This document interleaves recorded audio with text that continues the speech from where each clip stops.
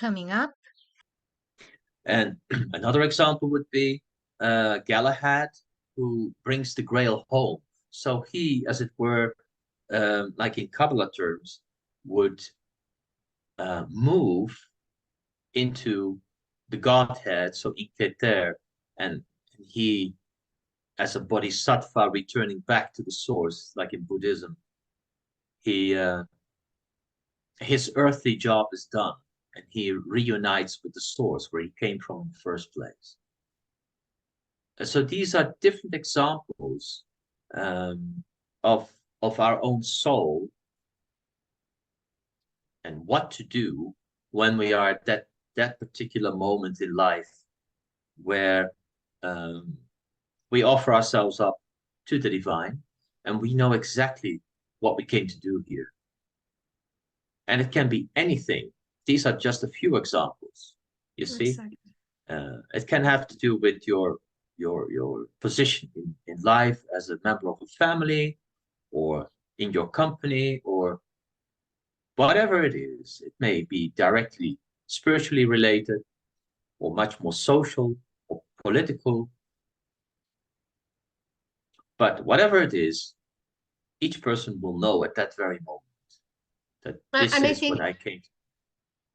yeah, I think it's very important what you're just saying right now, that even though there is a quest for the Grail, it's never the same for anybody. We all have different quests, and our relationship with the Grail will be different because we all are different emanations of creation. Yes.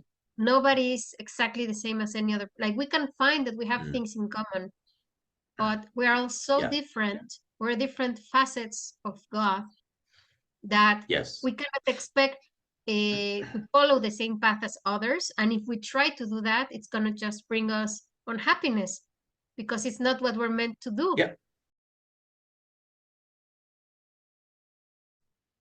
Hello, Synchronauts. How are you? Welcome to another Elysian Roundtable session. My name is Aida. I'm with Mexxicamelot, and I'm very happy to have here my dear friend and teacher, Mike Bais from Circle of Avalon. How are you doing, dear Mike? Welcome. Very well, thank you. And yeah, excited to do the next chapter, so to speak. Exactly. So we were doing a bit of an experiment because we are talking about the three tables. And actually today we're gonna continue talking about the third table. We don't know if we will finish it today or not. We will see. But anyways, we had a little bit of a pause in the topic because you wanted to share with us a little bit about the hero's journey. And that is because very soon you're having a special event in the UK. Can you tell us about it? What are you going to be teaching in the UK? What is it about? Yeah, exactly. That's the so-called Joseph Campbell hero's journey. Everything to do with the hero's quest. The round table is in itself a hero's journey. So on the 22nd and 23rd of May, I will be in the UK in Hawkwood College. And there we're going to do interactive workshop, consisting of theory and practice, so that it's going to be a real experience for the people to know what it's really about, the hero's quest in your own personal life.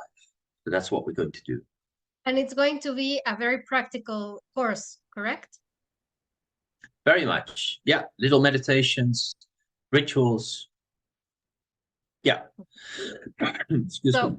Me too. So it's interesting to say that what I really love about your teachings is that they are very practical, which is really good.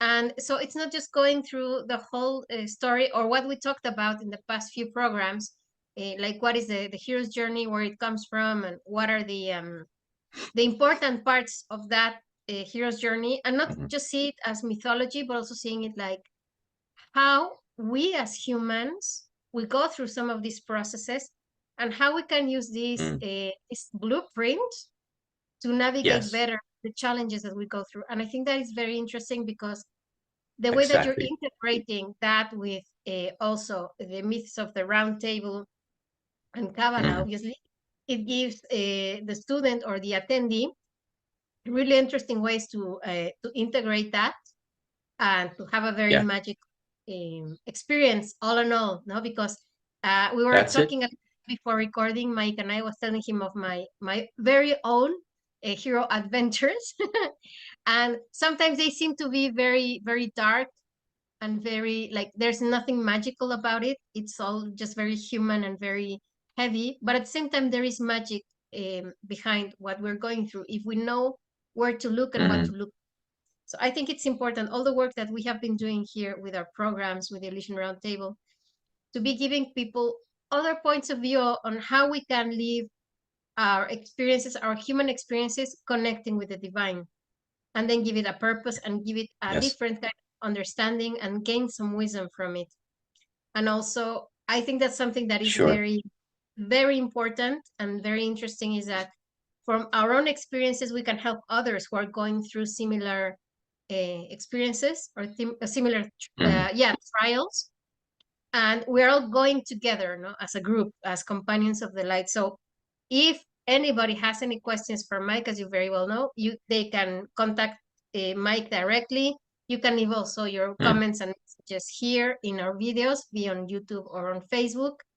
And if guys, if yeah, you live in the UK or you are close and you can go to one of the many mhm, different activities that Mike is preparing throughout the year, then if you can do it, like really, it's really, really very much worth it. And you're also going to do, thank you. is it right now that you will have a mass uh, in the UK It's also? before that.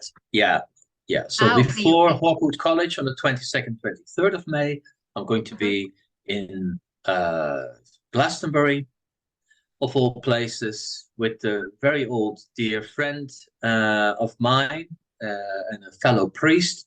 We're going to do a sacred mass in the Magdalena Chapel in Glastonbury. That's going to be on the Sunday evening, the 21st of May.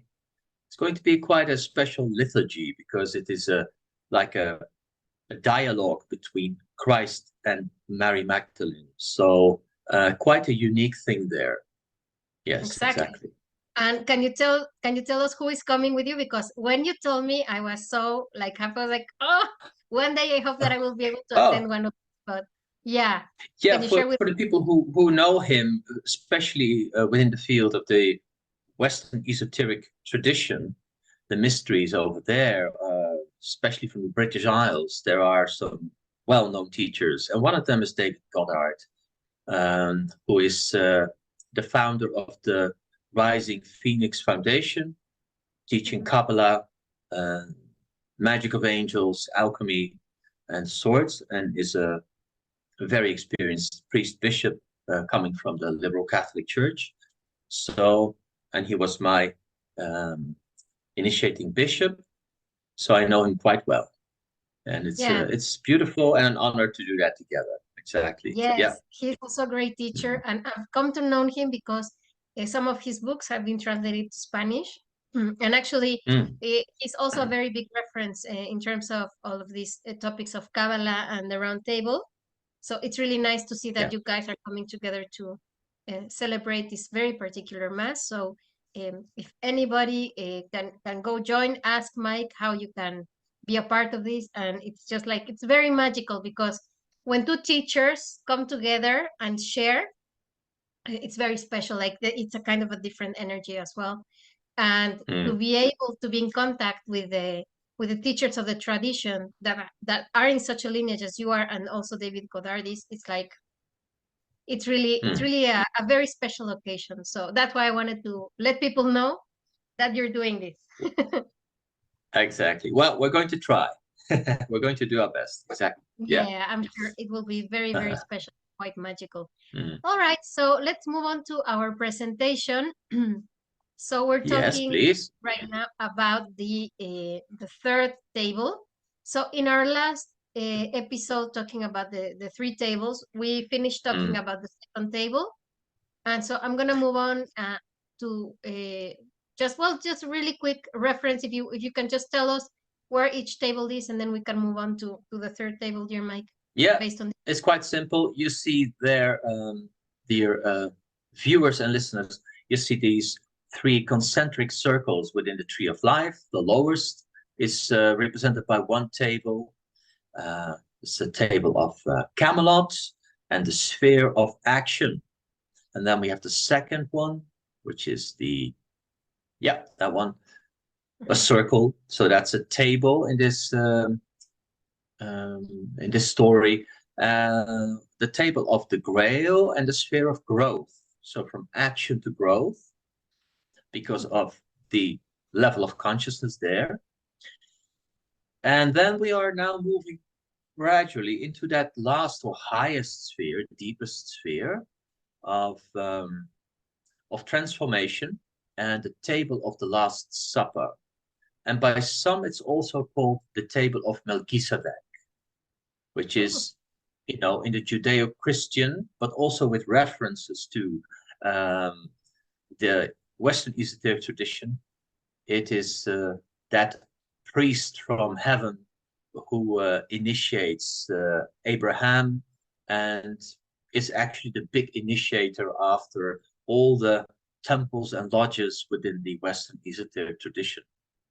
And of course, Christ is a follower in the light of Melchizedek. He is a priest, not in the literal churchy sense, but he is a priest in that same universal spiritual lineage, so to speak. So that's the table of the Last Supper, referring to that sacred ritual, which is thousands and thousands of years old, about mixing fluid and something of the earth and bringing it together as a mystical union. So what's happening here at the table of the Last Supper, on the so-called Maundy Thursday evening, is just passed as a part of the Easter cycle. This is much older than what is demonstrated here by Yeshua. Mm-hmm. And gradually this was adopted by a lot of stories coming from the Crusades at the times of the Crusades at the Middle Ages, and it was brought back, these stories, to France and to England, to Germany, and there this story cross-fertilized with a lot of the Grail poems. And then it became, from a more pagan Celtic tradition, there was also these stories being integrated. So then all of a sudden the Grail as a cup, a chalice, became much more important as a reference to spirit than it was before. Before, yes, it was like a shield or a plate, which was actually the object of the quest, for example. So this ritual here has become a focus for that third table, the sphere of transformation. So if we go back one more time to the Tree of Life, yes, then we can see that in the center of this table, it says Da'at, or knowledge, and which is a reference there to the place of mystical union and transformation in Kabbalah. So it is there where the pillars, especially Chokmah and Bina, that you see there as the masculine and feminine part of spirit, they conjoin in that sphere of Da'at, knowledge, or gnosis, as the Greeks call it. Or the sacred marriage spoken about in alchemy. That's where male and female come together, like Christ said in many of his teachings. This is a process, however, that we can work towards as Grail seekers, but it's not up to us if it really happens. It's not under our control. So the Grail seeker, yeah, that's a tricky thing, but we are trying to work towards it. It's like attending Mass, but it's not up to us if that unification with Christ truly happens. Yeah, that's not only a matter of merit and effort, but also of grace. So is it willed? Does the curtain of heaven, which is actually hanging somewhere over there at the level of that, is it opening up from above so that we may receive the influence of the transcendent? So it's like a mutual thing. So from below to above, that's our quest. That's our effort at work as spiritual seekers. But then there's the other part, which is thus the influence of heaven come down and meet us halfway, so to speak. Mm. So the place of the meeting would be different. Like we have to rise up to meet it, and it will come down. Exactly. Like it cannot come completely down. So it's like, it kind of reminds me about like the famous Michelangelo painting in the Sistine Chapel, where God is trying to touch Adam, but Adam, he has to do this as well, like move the finger to, you have to also reach up, if not. That's it. It's two ways. As it were, you're completely correct. As it were, God or spirit, in the form of the Grail, is waiting to be found. So the Grail is reaching out to us, in a sense, waiting for us to answer. And there's a beautiful thing in Kabbalah, because the way back to the source, to the quest, is in Kabbalah often called teshuvah. That's a Hebrew word in Kabbalah. It means to return, but it also means to answer. Okay. So there's a call coming from somewhere, and the one who hears it says, I'm going on the quest to the hero's journey. Mm-hmm. And it's coming from the source, which is basically within you. And that's a bit of a paradox. You're chasing something in the world, or seeking for something that is eventually to be found within yourself. So that's the irony and the paradox at the same time. But very importantly, what you said is Tiferet is that place of departure and reception. Mm. It's there also where the seeker, in that sphere of growth, has the intention of saying, I want to, or I'm willing to sacrifice a part of myself to make a space to receive something of the spirit, of the higher worlds. Mm-hmm. Because the seeker, we all of us will find out after a while that we cannot remain the same and have an authentic spiritual experience. No, of course not. So we have to empty ourselves, so to speak, to make a space for God or the spirit to have its place within. Mm-hmm. And that's the whole idea, for example, in sacred mass, the whole preparation towards the consecration and then the communio is, I empty myself, I purify myself in order that I may receive. And it's exactly the same in all of the Grail stories, whether it's Gawain, or it is Lancelot, or it is Lady Lynette, or whoever's going on a quest, they all have their specific process of how do I eventually come to that self-sacrifice in order to receive the Grail in its fullness. But I'm sorry, I would say that the sacrifice is not that you sacrifice yourself entirely. It's more like offering your ego up.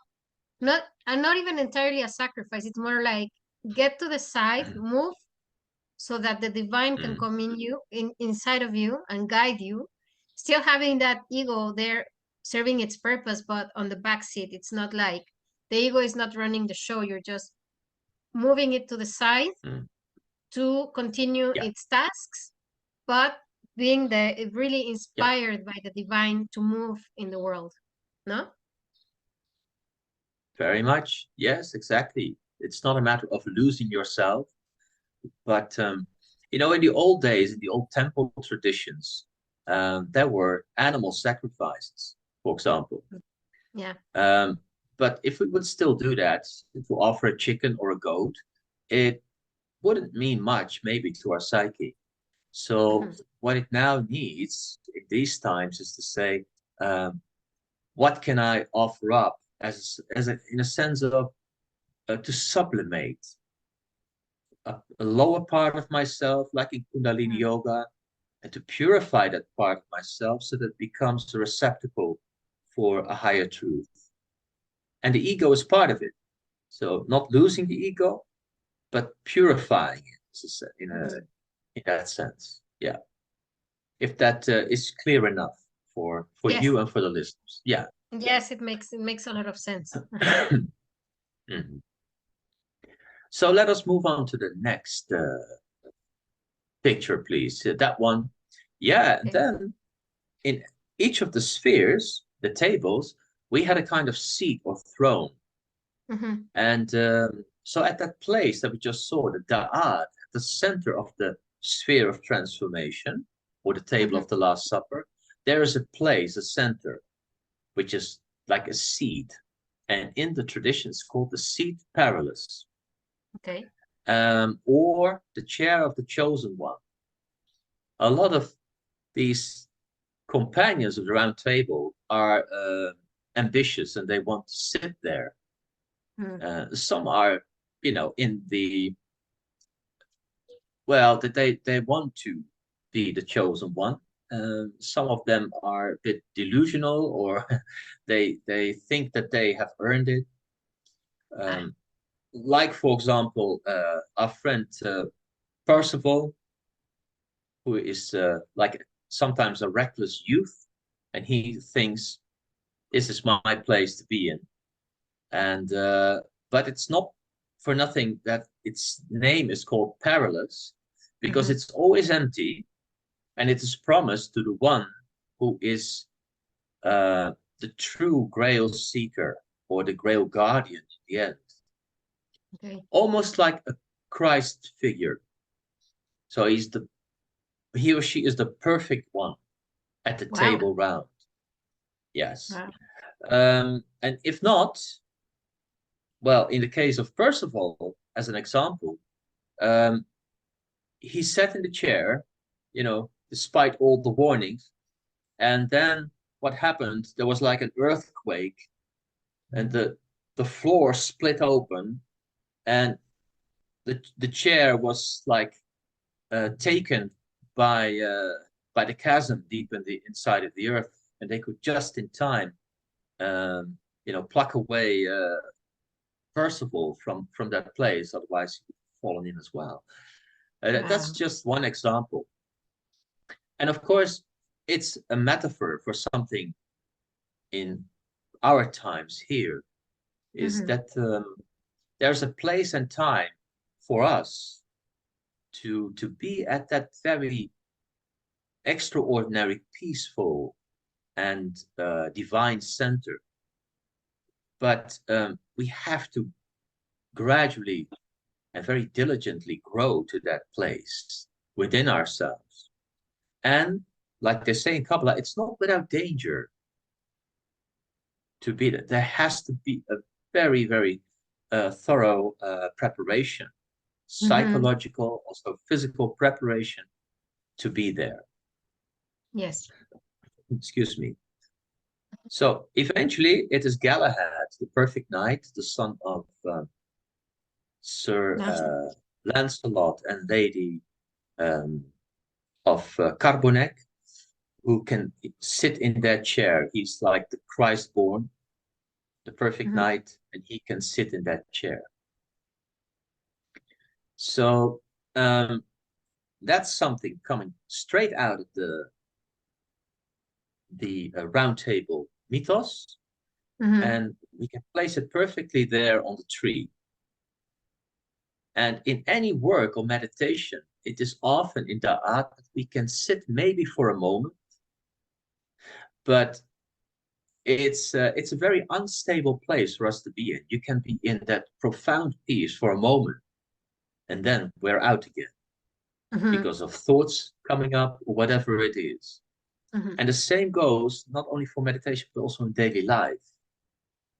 Can we be in that still center and remain there in the turmoil of life? Because this table is not, of course, apart from the other tables. Eventually it's only one table, three in Yes. one, three Mm-hmm. realities, three worlds or three layers that are always together. Mm-hmm. And can we be there in that center Mm. while simultaneously life is going on? That's a major challenge there. Yeah. Yeah. So, well, let's move on to the next. Yeah. So the Grail unveiled. Now here we have it, because Mm-hmm. until now, in the former stages of the quest, Mm-hmm. we are looking for a Grail which is veiled. In other words, spirit within the world. So let us consider that the whole world, including yourself, your own physical body, is a manifestation of the spirit. In Kabbalah, we call it the Shekhinah. Mm-hmm. And we cannot behold her directly because it is like a veil is in between. You know, our forms, this body, everything you Mm-hmm. see in nature is God materialized, but we cannot see it directly with the senses. Yeah. And from the very beginning of the whole quest and the whole adventure, it was said to each other at the round table, let us go and again find this grail and try to behold it unveiled, to see spirit naked. Yeah. Now, that is what is happening here at the table of transformation. That is the position or the function of Christ, to unveil the mystery to his disciples and to the world. Okay. So, for example, through the ritual of the bread and wine, the Eucharist, again, Mm-hmm. the table of the Last Supper, that ritual is meant to reveal what is being veiled for us. And with the confirmation that it is in you and in the world that the spirit rests. Mm-hmm. And it's a shift in consciousness to come to that realization.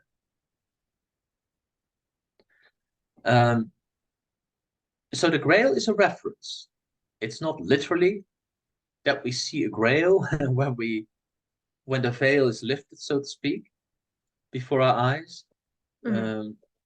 But this is the reference to it. You know, in different mythologies, you have different objects. You have a golden fleece, or you have a stone, or whatever it is. It's all good.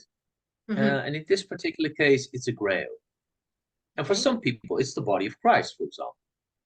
But it Okay. doesn't matter. These are all personal, cultural, religiously tainted references. Mm-hmm. And for some, it doesn't have a symbol, for example. You know, that's Yes. the more transpersonal approach to everything, the via Mm-hmm. negativa, as they say. Oh, okay. But the Western way is much more affirmative to life, so it uses symbols to explain something. Something more tangible so that our minds can understand it and relate to it. Mm-hmm. Exactly, yeah. And these are foremost psychological forms. We see them now on the screen.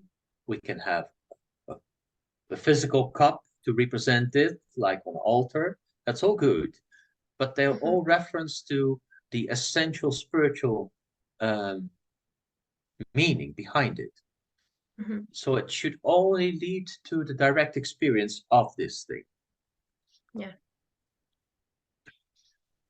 Yeah, so that's the object of the third table, so to speak, is to behold God directly and to come to a unification. So going from communion, two things becoming one, to union. And that's a very specific thing about that place on the tree, Da'at.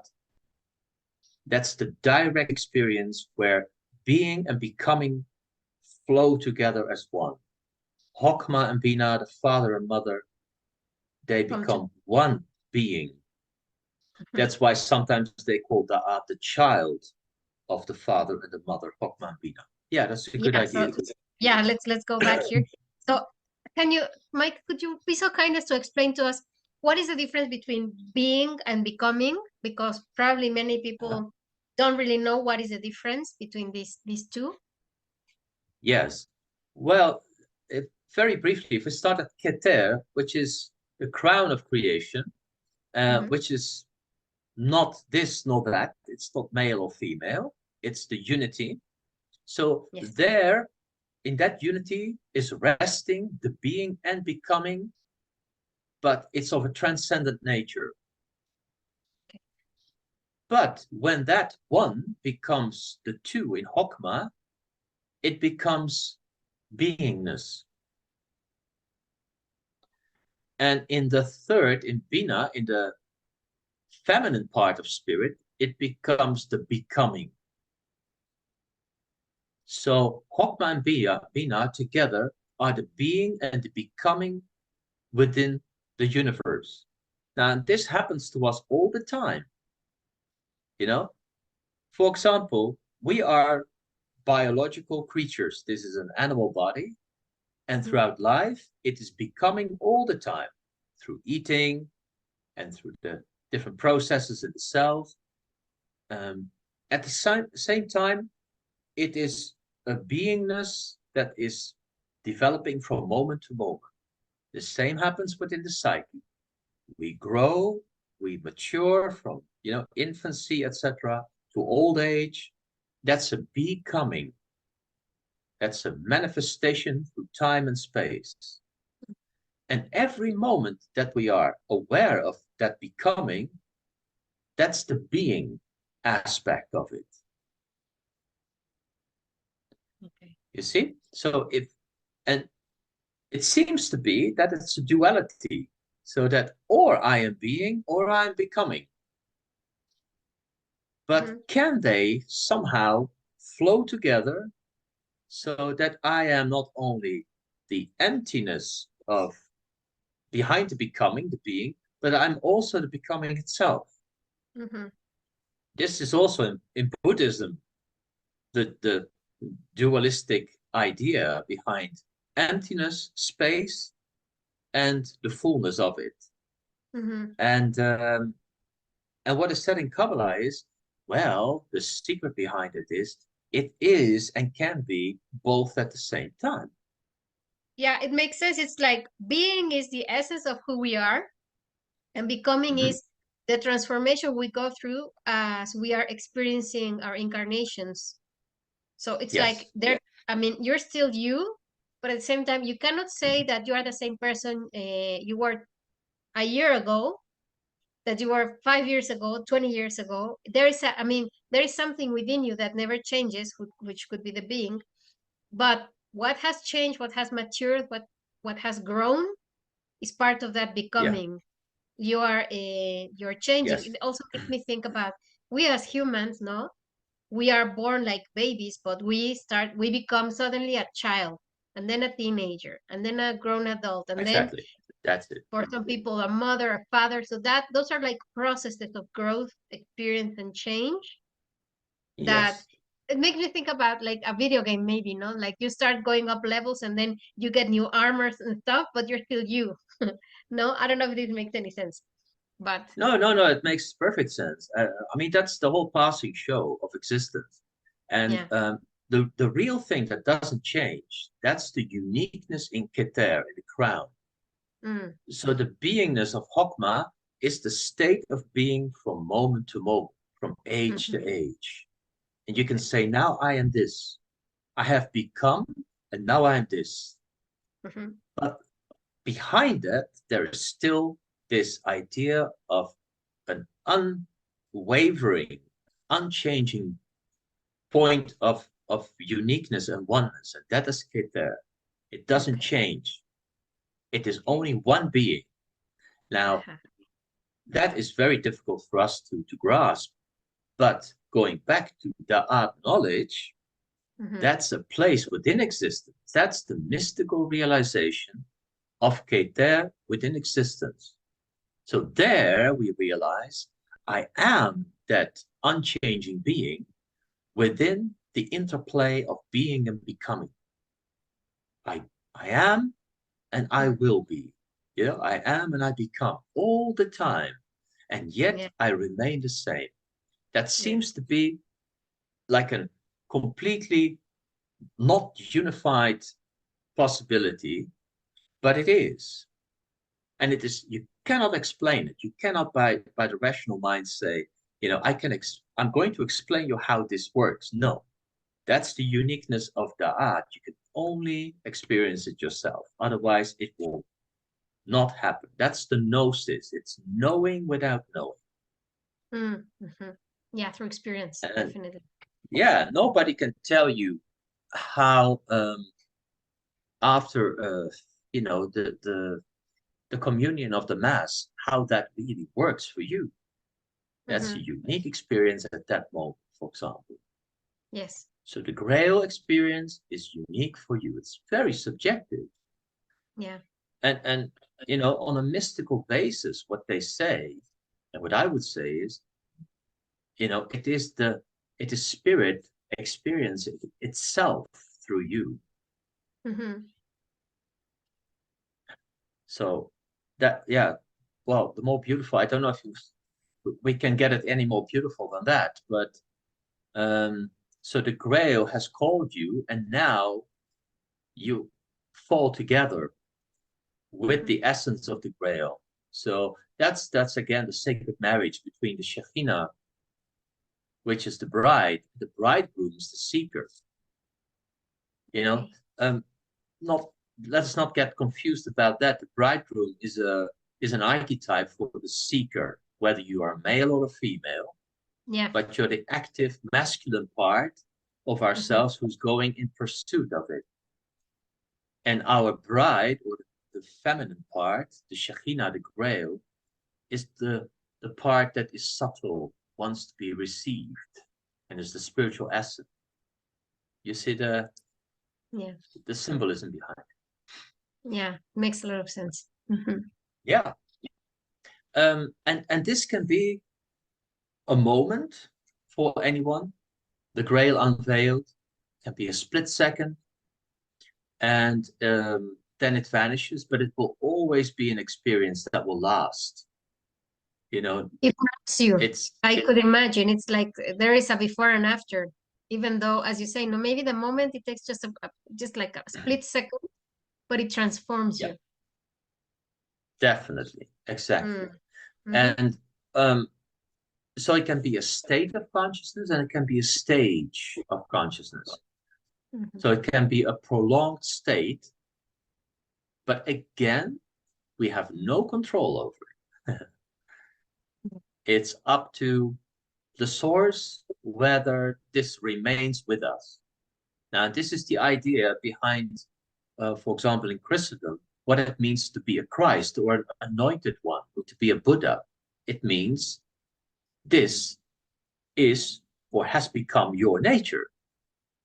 So the marriage lasts, so to speak. You know, you are the Grail are one. I and the Father are one. I am Buddha consciousness. And that state is something that will not leave you again. You are transformed because of this encounter. Yeah. And all the parts of your being. So your ego now, you know, is in conformity with the consciousness of the Grail. And even your physical body has embodied the essence of the Grail. You have become God, so to speak. And then you have become a Grail guardian, as they say in the Round Table mythology. Yeah. Well, so far so good. What else do we have? What else do we have? And we have to see, because we're approaching our time limit. We have. I see. You know, okay, just give me a second. Let's see. It's the Grail Guardians, and then now I think we will have to come back definitely. Okay. So why don't we finish today's recording with the Grail Guardians, and then we will continue in our next recording with the rest. Yeah. Yes. Right. Okay. So yeah, a little bit, and then we'll finish. So a little bit about the Grail Guardians still. Yeah. Yeah. Well, again, The lowest sphere is about seekers, which we are all, and we will remain a seeker as long as we live. Yeah, lowest sphere. The second sphere is about grail bearers, with at the center Tiferet. So here you are still a seeker, but you have found a glimpse of the grail, that specific Tiferetic quality within you. You have found a center within your life, which is not just your body or your ego. It's more than your psychological self. You have found a spiritual center there. Sometimes it leaves you because of your occupation during the day and all kinds of distractions, problems. It's very human, but you can return there. So that's a bearer. You carry it with you psychologically and energetically within you. And you can invoke it again. When I'm very still and peaceful, I can feel it again. It's there. And then, because of that, it changes your consciousness again. Because that's what the Grail does, the presence of spirit. And you feel renewed again, revitalized, maybe inspired again. Your reactions and interaction with the world becomes different again. So it's a practice to remain in that center as a Grail bearer. Wherever you go in life, work, friends, family. Okay, I have to remember as a member of that this is part of me. Now, the next stage I've talked about this session is at the center there, at the heart, is to become a Grail guardian. What that basically means, again, is that it is your priority, that the Grail is your first and foremost identity, so to speak. And that, like in this beautiful picture, you are, as it were, initiated or ordained. And again, there is nothing of your will, but it's a higher will, like these angelic figures in front of the Grail bearer here. And the beautiful thing is, you see that the scepter and the crown of the so-called king, the earthly king, they're on the floor, because they don't mean much in the presence of this companionship here, the companions of the light. So it is the Grail guardian who is entering the Grail castle at last, and there the final sacrifice will take place, which is that person will take a vital position in life, like a final destination or purpose in the whole Grail quest. So your personal life is not that important anymore. It is a pure service to the divine, to the Grail. Your life is made and has come forth only for this purpose. That's the realization of the Grail guardian. And there are a few who eventually are Grail champions. They find the Grail and they are the keepers of it. And they all are eventually introduced to their specific destination, their destiny. So for Percival, for example, his destiny is to become the new Grail king. The old king dies, long live the king, and he becomes the new king within the Grail castle. And his fate will be the same as the old king. But for another, like Sir Bors, he has another fate, another destiny there. So he also finds the Grail, but he knows that it is his task to inform the world about this mystery, so that the next generation knows how to go on the quest and find it. And another example would be Galahad, who brings the Grail home. So he, as it were, like in Kabbalah terms, would move into the Godhead, so Iketer, and he, as a bodhisattva, returning back to the source, like in Buddhism, his earthly job is done, and he reunites with the source where he came from in the first place. So these are different examples of our own soul and what to do when we are at that particular moment in life where we offer ourselves up to the divine, and we know exactly what we came to do here. And it can be anything. These are just a few examples, you see. Exactly. It can have to do with your position in life as a member of a family, or in your company, or whatever it is. It may be directly spiritually related, or much more social or political. But whatever it is, each person will know at that very moment that this And is what I came to. Yeah, I think it's very important what you're just saying right now, that even though there is a quest for the Grail, it's never the same for anybody. We all have different quests, and our relationship with the Grail will be different because we all are different emanations of creation. Yes. Nobody is exactly the same as any other. Like, we can find that we have things in common, but we are all so different. We're different facets of God that we cannot expect to follow the same path as others. And if we try to do that, it's going to just bring us unhappiness because it's not what we're meant to do. Yeah. No, and I think the path is unique. Exactly. We've talked about this in other programs before, that many people are confused and they want to follow the path. Nowadays, like the guides come from or the guidelines for the youth come from influencers and YouTubers and TikTokers and whatever. And we all think that, because this is apparently what is success, no? This is what we should be doing. And there's nothing further from the truth. The fact that we all want to fit a narrative that is not really made for it, like we all have something different to offer to creation and to offer to the world.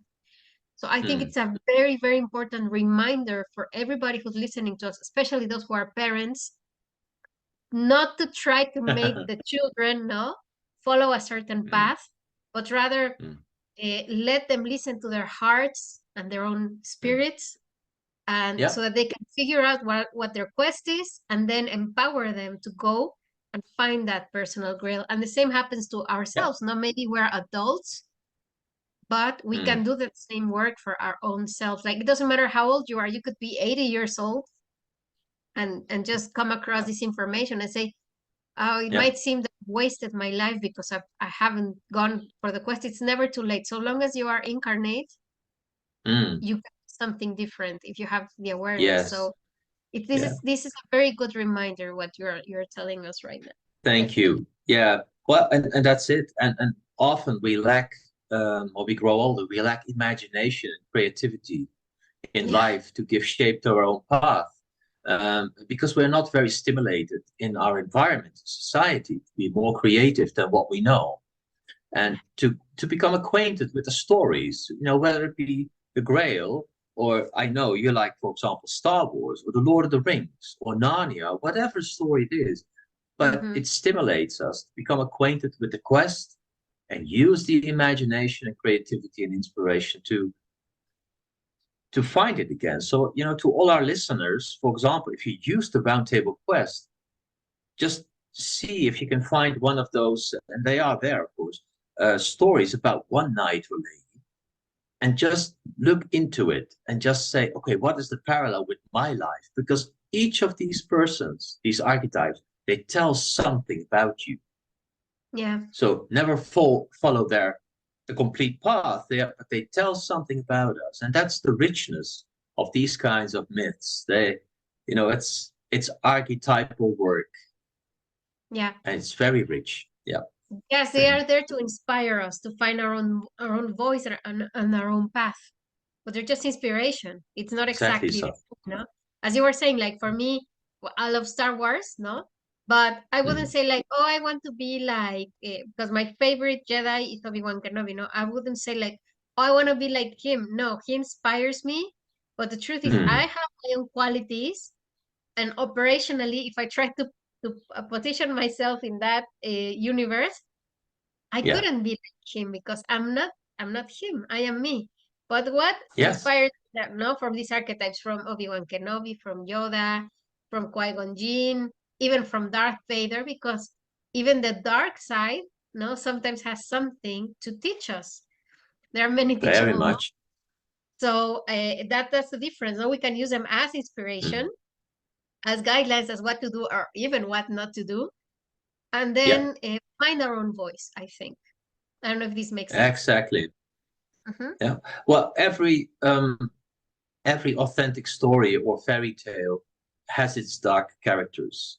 Like the Grail mythos is full of dark kings and sorcerers and what have you, and Yeah, um, and that's part of the whole universal content, yeah, the cosmic content. So and it's a reflection of our own lives, even if we don't want to recognize it. So it's very important to, like you said, to reveal all the different aspects of ourselves. hmm, So yeah, very exactly. much. Very good. Wow, this is super interesting. So we're gonna Mm, leave it at that for today, but we will continue with thank this. you.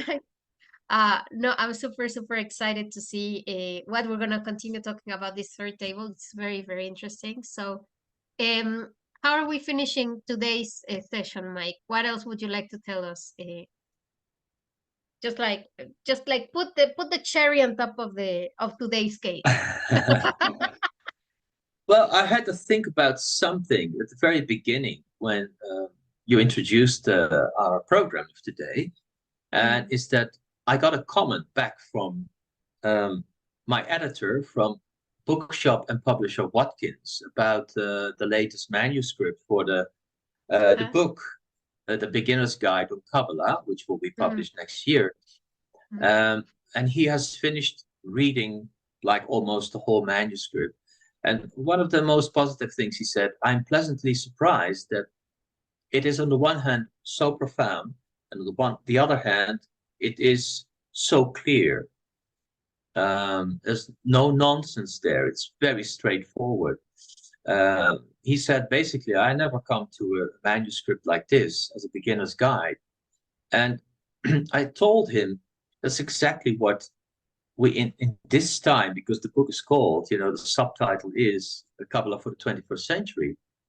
okay. Whether it be Kabbalah or whatever spiritual tradition, it's time that it, unveils like the Grail, the Mm, mystery, instead of making it more obscure, and that it becomes clear to people what we are talking about.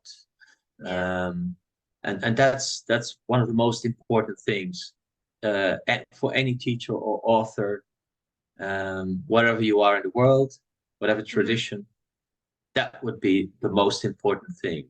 So how to learn to interpret and read the myth, the symbol, that's a very great thing to do, Hmm. because that's the message from the spiritual world to us. That's the myth and the metaphor, the symbol. Hmm. Um, so that's what I would like to add to all of this. That's extremely important. Yes, That's why I have to yes, simplify what is going on and not make it any more difficult than life already is. yes, yes. Like you're Yeah, bringing us up to speed with the modern times and also the interpretations and how we can, even though these are stories that are really, really old, like hundreds of years old, they still have a mhm, relevance to our lives right now. It doesn't matter where you live, and it's important to yeah, remember that these tools are there for us to use, but we do need the clarity and the practicality of it, and that's something that I also appreciate very much about your teachings and your books.